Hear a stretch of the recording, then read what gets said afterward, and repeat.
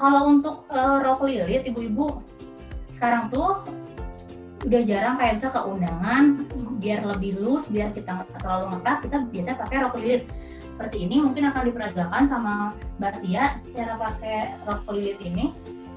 Boleh? Tangannya untuk ukuran tangan.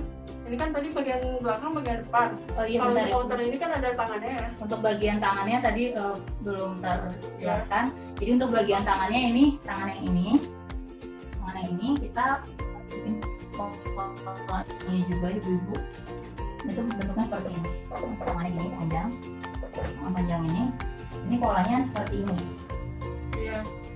Kalau ini sih biasanya tergantung requestannya mau ukuran berapa. Jadi misalkan panjang tangan mau berapa, panjang tangan misalkan 32, dan selalu dilebihin jahitannya 1,5 atau 2 cm, dilebihin ukurannya 1,5 atau 2 cm untuk jahitan. Ya. Selalu dilebihin. Ini misalkan kita setelah dilebihin 31, ke ini juga sama, tergantung selera. Untuk bagian ini ibu-ibu yang ujung lingkar tangan ini itu tergantung seleranya, mau agak ngepas atau agak loose. Nah, itu panjang tangannya juga sama. Iya, tergantung keinginan. Kalau yang kami pakai ini panjang tangannya ini 49 cm. Kalau misalnya ibu-ibu pengen lebih panjang lagi bisa nanti disesuaikan ketika menggambar pola. Nah, pola tangan itu seperti ini ibu-ibu. Ini lingkar ketiak. Tinggal gimana mau panjang tangannya berapa.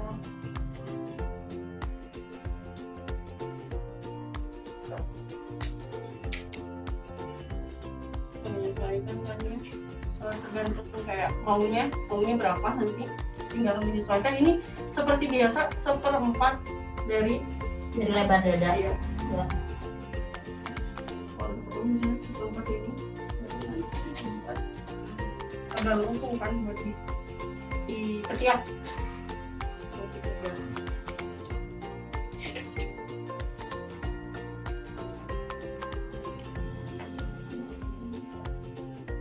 Valeria.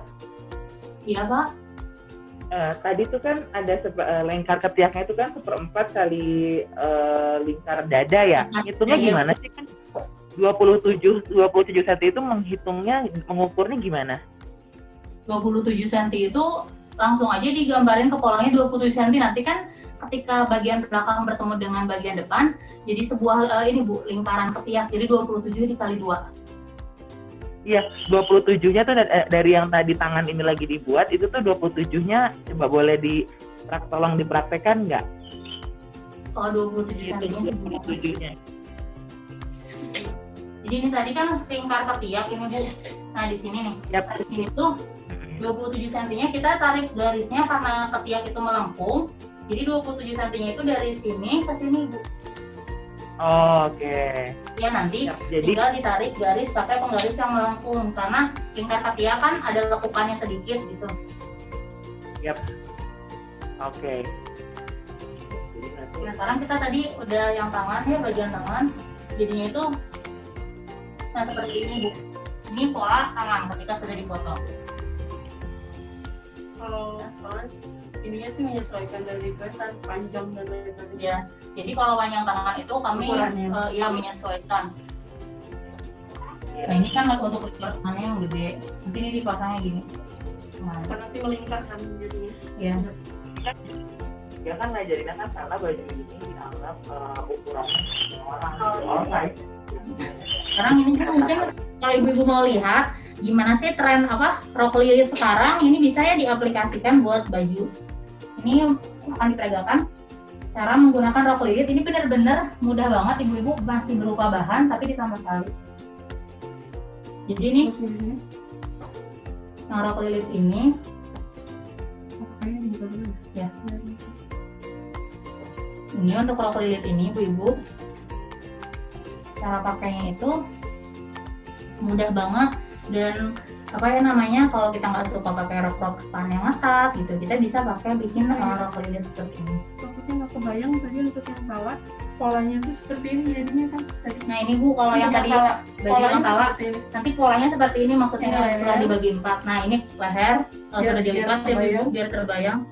Ini tangan Ini lingkar tangan. 15 cm. Yang tadi 15 cm ini yang model yang awal. Nah, hasilnya Hasilnya nanti seperti ini. nah seperti itu yang jadi lebar itu, Bu.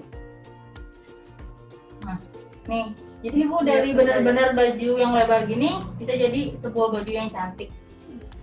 Ini untuk cara pakai rok lilitnya. Nah, kita rok lilitnya itu mudah, Ibu. Ini bisa dilihat ya, Ibu. Sebentar. Ini ada tali.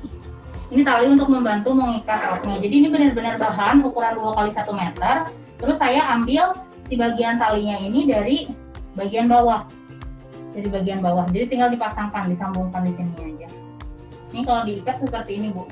Cara lilit roknya. Ini diserut. Roknya kita serut. Nah, gitu. Terus yang kiri ke kanan dan yang kanan ke kiri, jadi disilang seperti itu, Ibu-ibu. Jadi nanti tinggal kita ikatkan ke bagian belakang. Nah itu seperti itu. Dan kita tinggal ikatkan ke bagian belakang.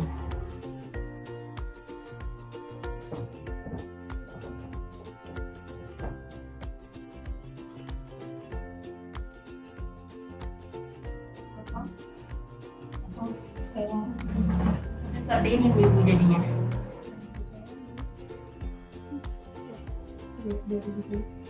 Jadi kalau rok lilit ini bisa divariasikannya macam-macam, Ibu-ibu.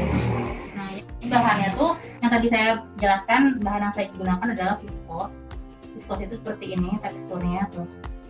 Jadi dia jatuh bahannya. Terus ada juga ini juga viskos sama, Ibu-ibu. Jadi bahannya memang jatuh, jadi ketika dibikin all size pun dia tetap oke gitu dipakai sama orang karena bahannya jatuh. Mungkin gitu, Ibu-ibu. Kalau untuk pola ada yang mau ditanyakan dulu ya, Ibu-ibu, sebelum kita lanjut ke materi untuk pemasaran produk seperti apa. Tentang pola tadi. Yap. Jadi tadi ada 2 pola. Pola yang pertama adalah pola batwing lah ya istilahnya. Kalau di sini tadi Ibu bilang kalong, baju kalong ya terkenalnya ya Mbak Vale ya. Terus betul. Batwing. Outer dengan tadi udah dikasih tutorial tentang cara membuat pola. Ini di sini Ibu pada diskusi nih.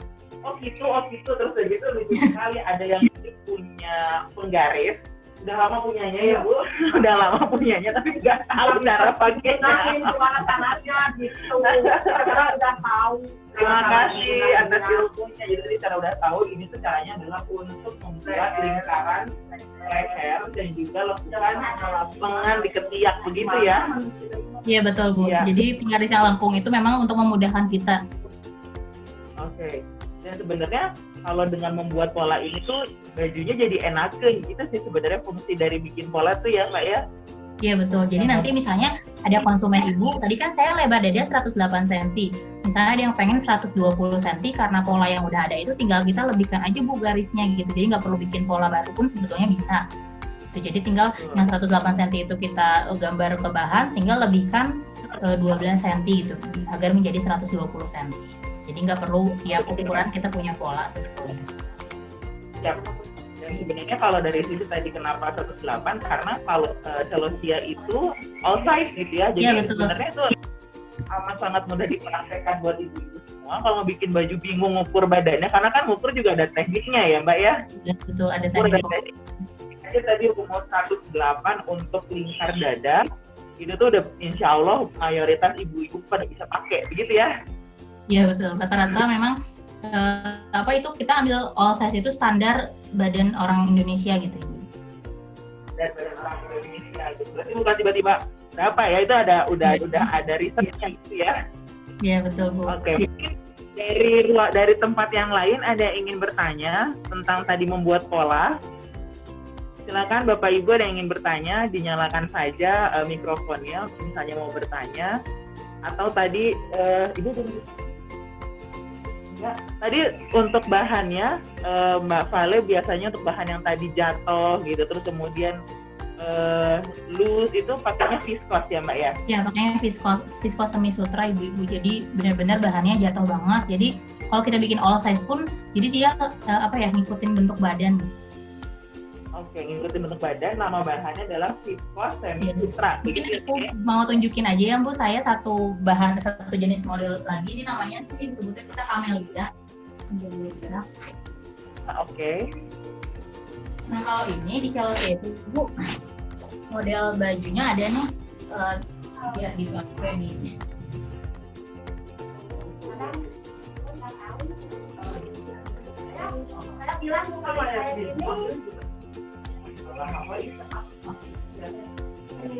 Jadi kenapa untungnya kita pakai oversize? Ibu boleh lihat ini model bajunya namanya camellia.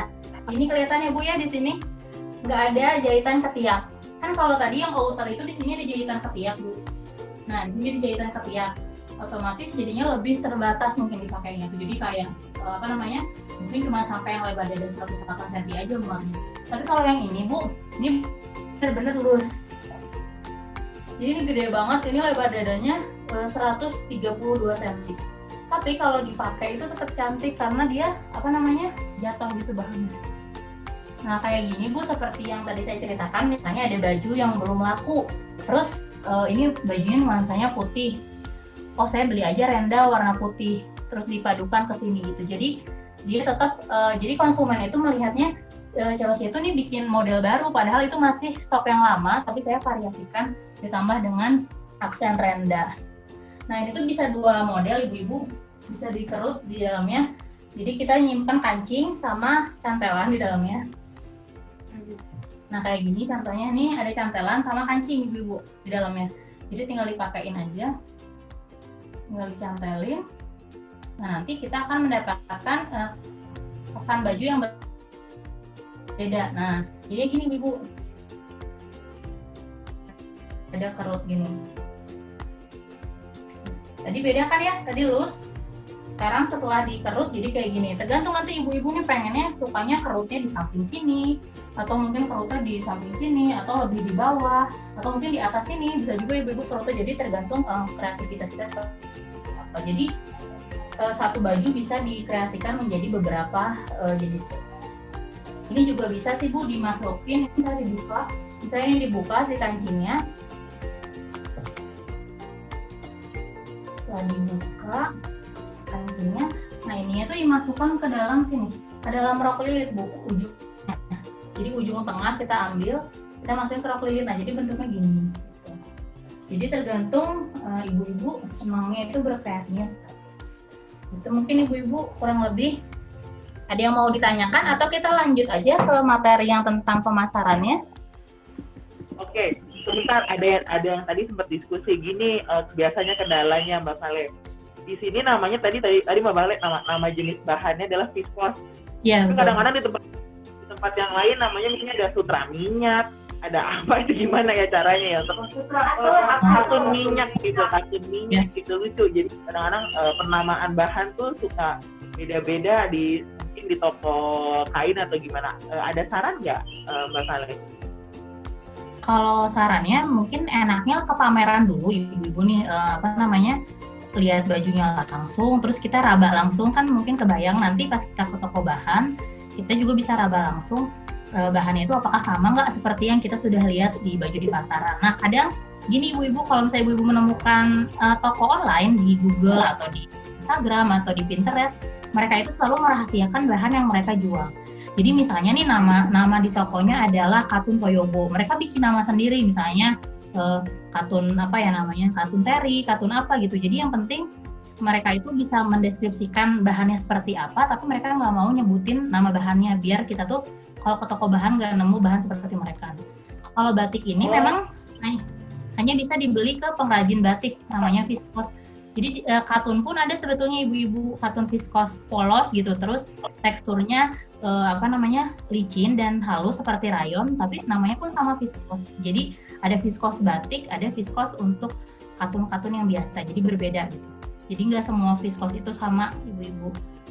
Jadi ada juga yang bilang katun rayon itu katun viscose karena teksturnya halus. Nah seperti ini nih, ini saya pernah beli, si tokonya tuh bilang ini namanya viscose, padahal ini tuh kayak katun jatuh gitu ibu-ibu, tapi mereka bilangnya ini katun rayon viscose.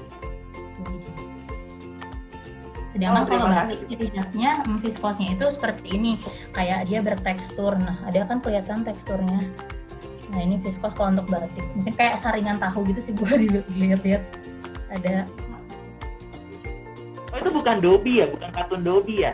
Nah, kalau Dobby sama seperti ini, cuman dia lebih lebih keras. Ada ya contohnya Mbak Tia, mungkin bisa dibawa ke sini.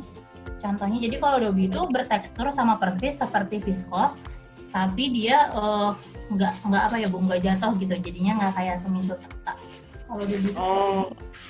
Nah, ini Dobby sama ya Bu, bertekstur. Ini bertekstur tapi dia gini, keras gitu. Jadi iya. Oh, itu Dobby. Oke, jadi tadi saran dari Mbak Valeria supaya kita tahu, kita datang dulu aja dan nanti rasakan sendiri toko kainnya, karena penamaannya bisa jadi itu banyak rahasia perusahaan, begitu ya? Iya betul. Jadi memang tiap perusahaan punya. Saya pun kadang ke beberapa produk yang nanti yang orang bisa tahu HPP-nya. Jadi kan kalau misalnya kita jualan, nanti kita sebutin bahannya katun ini, nanti mereka tinggal cari ke toko bahan, ngitung sendiri, ternyata HPP-nya lebih murah, pasti nggak akan beli ya Bu, mendingan buat sendiri gitu. Kalau orang-orang yang ingin hemat, jadi biasanya memang beberapa toko merahasiakan bahan apa yang digunakan. Yang penting adalah packaging. Misalnya ibu-ibu pengen bisnis online-nya itu bisnisnya itu di online kan ya, tergantung ibu-ibu, ada yang bisnisnya ingin online, ada yang bisnisnya hanya ingin offline. Nah, itu beda-beda, tergantung kita pengennya seperti apa bisnisnya itu. Jadi kalau packaging itu biasanya tergantung budget ibu-ibu. Nah, kalau kami biasanya pakainya ini goodie bag seperti ini.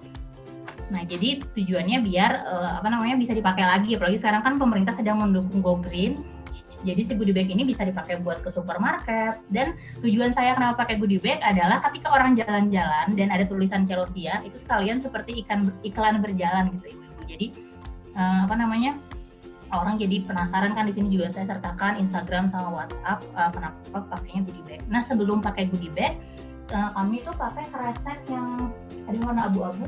Jadi kresek biasa gitu ibu-ibu. Cuman karena pemerintah kemarin mendukung untuk Go Green, kami beralih menjadi goodie bag.